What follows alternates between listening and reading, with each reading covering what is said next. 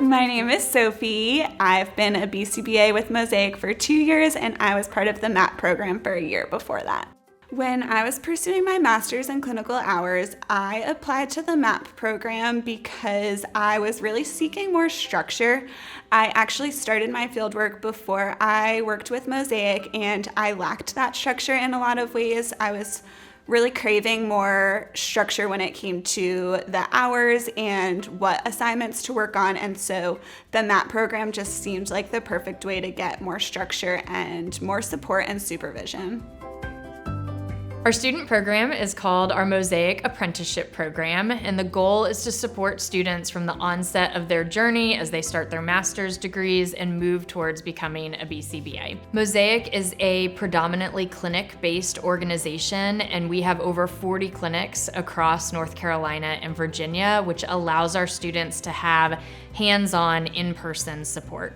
We have created a curriculum that enhances behavior analytic knowledge, activities that promote skill development, and created a structured supervision and feedback program that allows for our students to get the support that they deserve.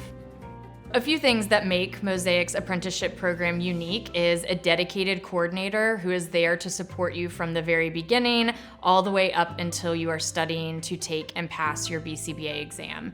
In addition to that, we have so many resources and structures in place to make certain that you are well taken care of and supported and have all of the things that you need to be successful.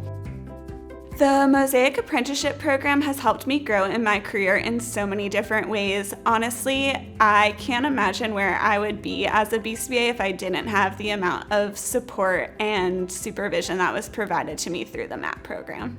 I would give the advice to an RBT thinking about taking the next step that the supervision that you receive is so important. It really will shape the clinician that you'll become, and if you don't have that support and really meaningful, good quality supervision through your experience receiving your hours, it's going to be a lot harder to be the best quality clinician that you can be.